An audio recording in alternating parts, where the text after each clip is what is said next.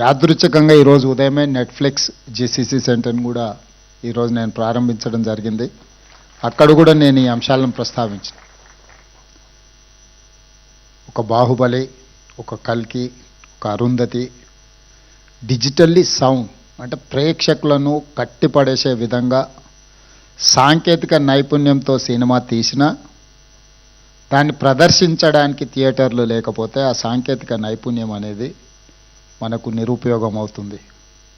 3D movies అన్నప్పుడు shark ఇట్లాంటి movies వస్తే చాలా వింతగా ఆ కాలంలో చూసేవాళ్ళం. ఇంత పెద్ద థియేటర్ ఈ మధ్యకాలంలో నేను చూడలే. ఒకప్పుడు మా younger days, college days we used to go Devi, ఆ తర్వాత వచ్చిన మహేశ్వరి, పరమేశ్వరి ఇట్లాంటి థియేటర్లు పెద్ద స్క్రీన్లు చాలామంది ఆడియన్స్తో చూడడానికి అవకాశం ఉంది.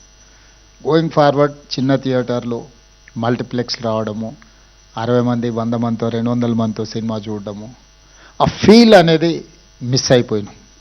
ఇప్పుడు మళ్ళీ ఈ డాల్బీ థియేటర్ ఐ థింక్ మరి 500 సిట్టింగ్ కెపాసిటీ, 700 సిట్టింగ్ కెపాసిటీ ఉండొచ్చు అనుకుంటున్నాను. ఇది ఇంతమందిలో కూర్చొని సినిమా చూస్తే ఆనందమే వేరు. ఎందుకంటే ఆడియన్స్ యొక్క రియాక్షన్ అనేది వీ కెన్ ఫీల్ డైరెక్ట్లీ. ఇట్లాంటి థియేటర్ టెక్నికలీ సౌండ్ ఇంత ఒక మంచి థియేటర్ని ఇక్కడ వీరు చేయడం, దీని వెనకాల చెన్నై నుంచి ఇండస్ట్రీ ఆంధ్రప్రదేశ్, హైదరాబాద్కి తరలించినప్పుడు ఆనాడు ఎన్టీ రామారావు గారు, నాగేశ్వరరావు గారు, రామనాయుడు గారు, అదేవిధంగా సినిమాలో అడ్వెంచర్స్ చేయాలి అని అంటే ఆ రోజుల్లో పద్మాలయ స్టూడియోస్ నటశేఖర కృష్ణ గారు cinema adventures first colour movie తీయాలన్నా, 70mm మూవీ తీయాలన్నా రకరకాల experiments, adventures with lot of efforts ఆ రోజు కృష్ణ గారు చేసేవాళ్ళు. కృష్ణ గారు ఒక సంవత్సరంలో 15-16 సినిమాలు హీరోగా నటించి రిలీజ్ అయిన రోజుల నుంచి ఇప్పుడు 5-6 సంవత్సరాలకు ఒక సినిమా తీసే పరిస్థితి వచ్చింది. ఎందుకంటే నేను కృష్ణ గారి అభిమానిని కాబట్టి అన్ని వివరాలు నాకు తెలుసు. మేము అన్ని లెక్కలు పెట్టి వాదించేవాళ్ళం.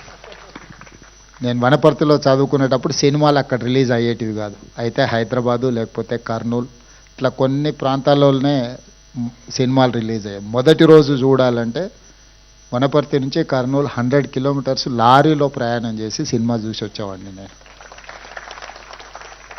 అంటే అప్పుడు బస్సులు ఫ్రీక్వెంట్గా ఉండేది కాదు. సినిమా టైంకి వెళ్ళి మళ్ళీ సినిమా చూసి మళ్ళీ వెనక్కి రావాలి అంటే లారీలు, హైవేస్లో ఎక్కువ లారీలు పోతూ ఉంటాయి కాబట్టి లారీ ఎక్కిపోయి మేము ఫ్రెండ్స్ కాలేజీలో ఉన్నప్పుడు సినిమా చూసి మళ్ళీ సెకండ్ షో సినిమా చూసి వెనక్కి వచ్చేవాళ్ళం.